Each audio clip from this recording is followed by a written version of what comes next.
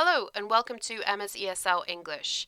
In this podcast, I'm looking forward to helping you with all of your ESL English questions. Please don't hesitate to send a question my way. Today, in the third episode, I thought I'd just give you a little bit more information about me, a little bit of a listening episode. And feel free to send your questions and hopefully I can start answering those soon. I live in the northwest of the UK. I was actually born in Whitehaven, which is a pretty small coastal town right on the edge of the North Sea.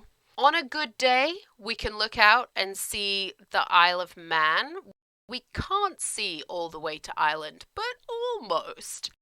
My parents live in St Bees. St Bees is just an 8.1 mile walk away from my house. St Bees is the beginning of the Coast to Coast Trail. In the UK, we have a lot of long distance walks, and the Coast to Coast is one of those. So it begins in St Bees, and you can go up and over the Lake District first, then the Pennines, then the Yorkshire Dales, and you end up in a place called Robin Hood's Bay on the other side of the country. Whitehaven may have started off as a little fishing port, but by the time it got to 1750, it was the second busiest port in the UK after London. It was so busy because not only was it exporting huge amounts of coal, but Whitehaven was part of this trade triangle that went from Whitehaven down to Africa. In Africa, they took on board slaves. Yep. The ugly history of the UK, and took those slaves across to the Caribbean.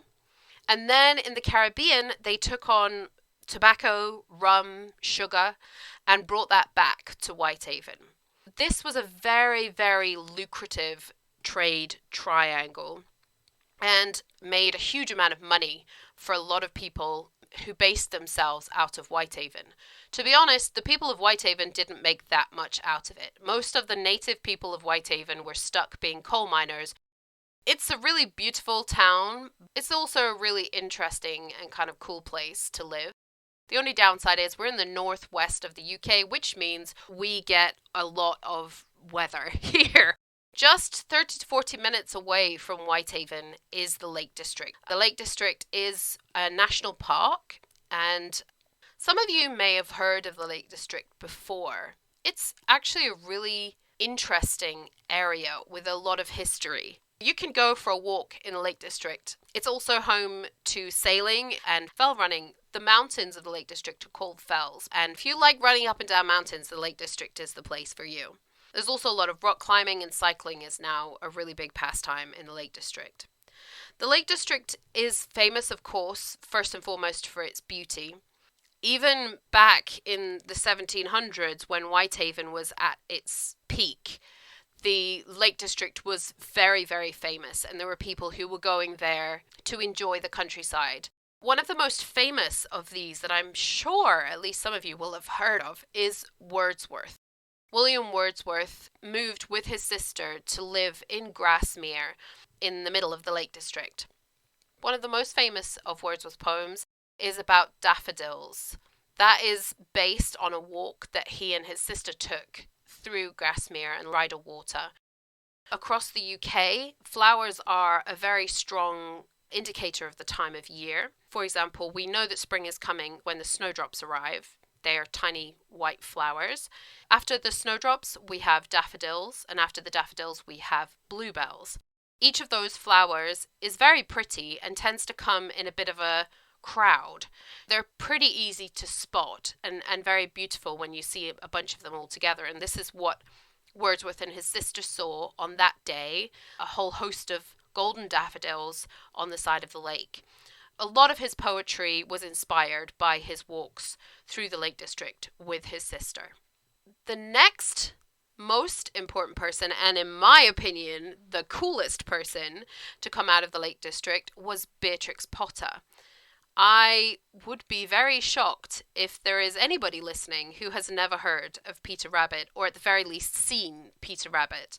Peter Rabbit is now one of the most famous rabbits in the world, I think. He was created by Beatrix Potter. She travelled every year from London to the Lake District for a holiday with her family, and she often brought a menagerie of animals with her. While she was there, she drew a lot of pictures. She was a very accomplished artist. It was much later in her life that Beatrix started writing stories. Peter Rabbit was the first story that she wrote. She actually wrote it for a friend's child who was ill at the time and sent it in a letter, and then a few years later decided to make it into a book. She was an excellent businesswoman. She was a very good botanist. She was clearly an excellent writer and an accomplished artist. She's definitely one of the coolest women to ever have lived in the Lake District. When you open Peter Rabbit or any of Beatrix Potter's books, if you look at the pictures in the book and you look in the background of those pictures, the landscape behind, for example, Squirrel Nutkin as he sails across Derwentwater, you will find very, very good images of the Lake District. Beatrix Potter's art was beautiful, but she set almost all of her stories in the Lake District, and so the landscape of the Lake District is a very big part of her artwork. So go back to Peter Rabbit and have another look at those pictures, and you will have an idea of how stunning the Lake District is. If any of you have been watching Netflix TV shows, for example, The Witcher, in season 2 of The Witcher, there were several scenes that were filmed in the Lake District. So even now, the Lake District still holds a very dear place in the hearts of British people. So please, come to the Lake District. It's lovely. And while you're here, pop over to Whitehaven. At the very least, come and see the sunsets, because Whitehaven has some of the best sunsets I've ever seen anywhere in the world. Thank you very much for listening. I hope you've enjoyed this little visit to the northwest of the UK. I'm looking forward to seeing you again next time. Please do send your questions about English to me. You can email those to me at emmaseslenglish@gmail.com. If you are interested, you can also head over to my website, which is emmaseslenglish.com. Any questions you have, please remember to include the whole sentence as far as possible. That would be great. I'm really looking forward to hearing from you and helping you answer some of your ESL questions. Thank you very much for listening. I look forward to talking to you next time. Bye!